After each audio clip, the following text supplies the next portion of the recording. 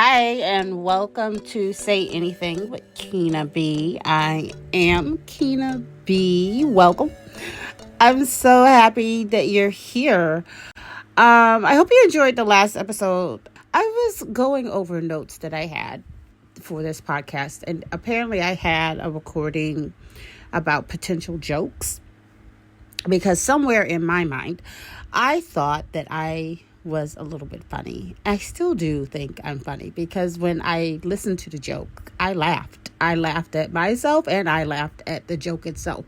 But first I laughed at the joke and then listening to it over again, I laughed at myself in making the joke. One, the recording, I was under the weather, so you could hear that my voice is clearly under the weather. But two, my thought process was, was very much, so I would say it like this, or I would say it like that. And with, saying my notes out loud to myself. And I think that that's interesting. It's interesting to hear yourself going through a process and trying to come up with something that is original. Well, I hope it's original. I've never heard it before I said it, but you never know. Someone out there might be like, oh, that's a joke I thought of years ago. Well, congratulations to you. Somebody else also thought of it, and great minds think alike. So I'm going to share the joke. I'm not going to share the original recording because I really was under the weather. It was just a note, but I'm going to share my rendition of it now.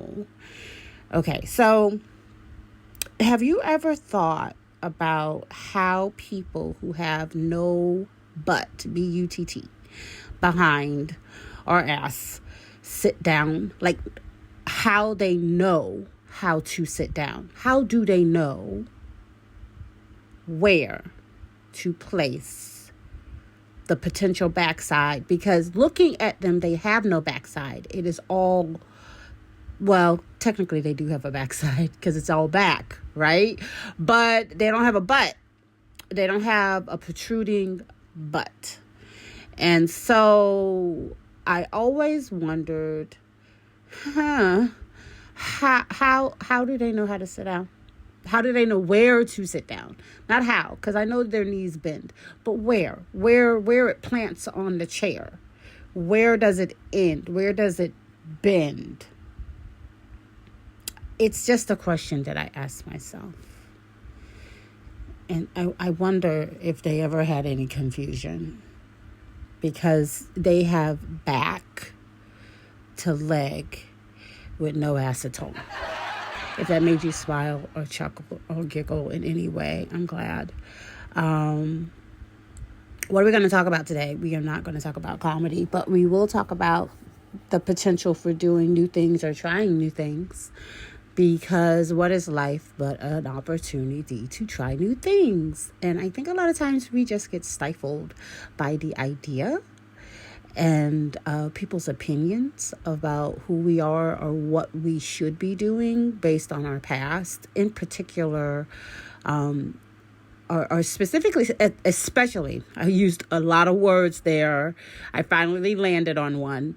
Especially if you have a college degree or university degree, whatever you want to call it, diploma, degree. I know around the world, different people call it a different thing, but you went to some form of higher education, past secondary school, to train for something, and the expectation was that you were going to do the thing that you went to school for, and now you're doing something different. Let's talk about that after a word from our sponsor.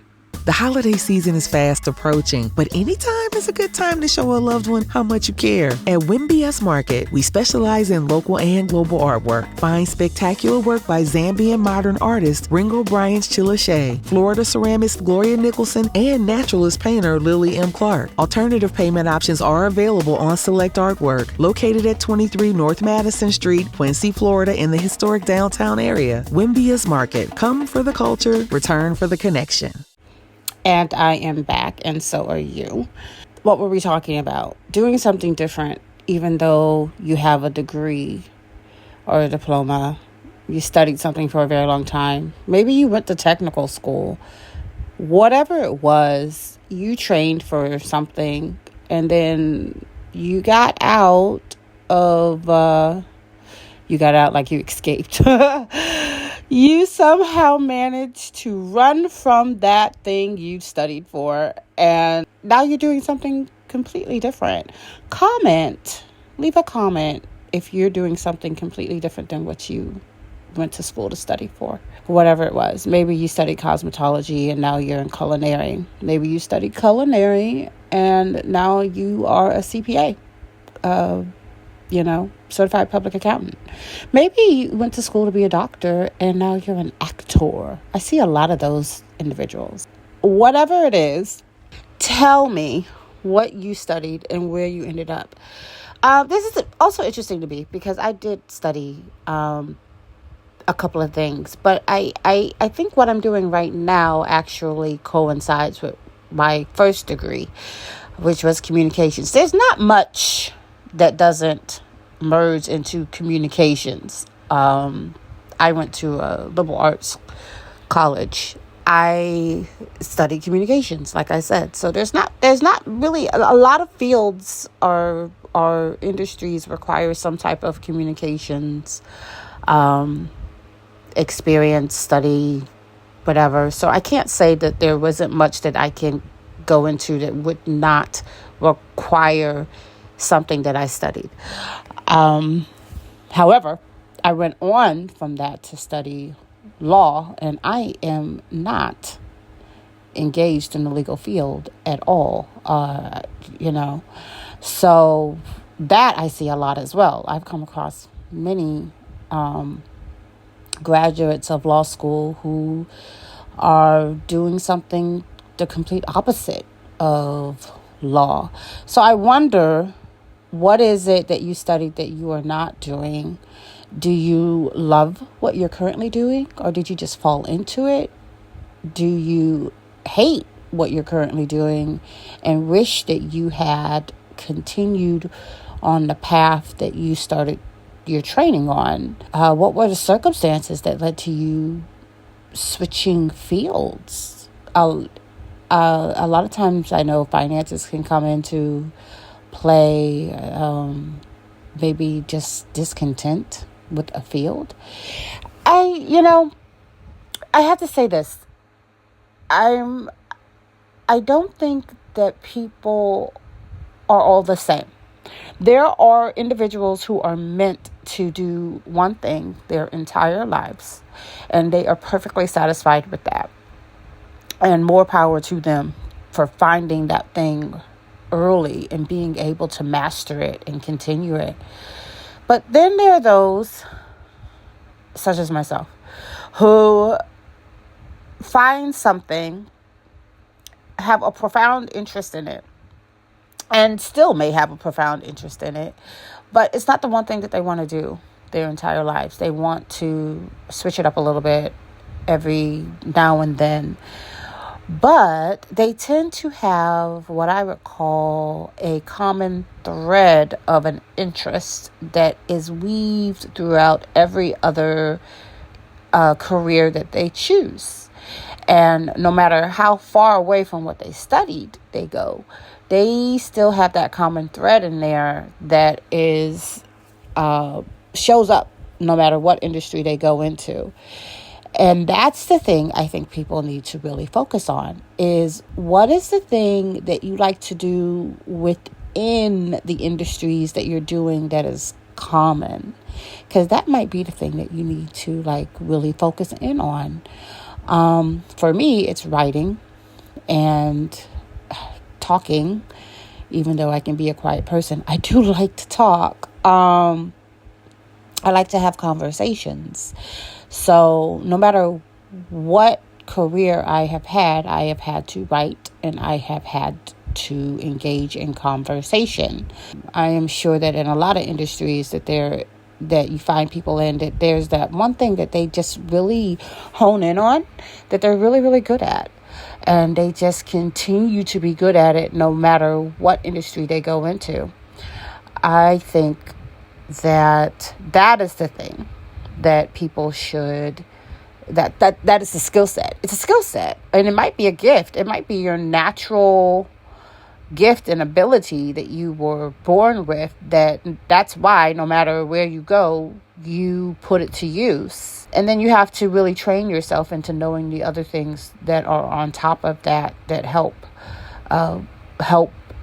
you master your gift so that it could be of great use out there in the world. And I just find it interesting. I find it interesting that sometimes it's the question of, oh, you have this degree, but you don't use it. And people's expectations of that. People have such an expectation when you do not go for the thing that you always said you were going to do. Or maybe you failed at it. Maybe you failed at it and now they are just like so disappointed. And my question is, why are they disappointed? I just think about that. Like, what? I mean, you want to see people succeed and you want to see people be happy. What does it matter what they're happy and succeeding at doing, as long as they are doing something? They're trying to do something. They're being as productive as they can. I don't see why people expect what individuals study to be their full careers forever. I don't see that, except, I mean, I realize that there are different personalities out there, and some personalities are very much, this is what you said you were going to do it, and I don't like change, right? That's the personality, not me. I love change. But there are personalities that just don't like change. And so when you depart from what they thought you were going to do, it makes them very uncomfortable, because now they're wondering, well, what else will you change? Because you put a lot of time into this and suddenly you're no longer doing it anymore. So what else is going to change? And I can understand that can be very tedious for some people. They love the status quo. They love just the knowing what is going to happen.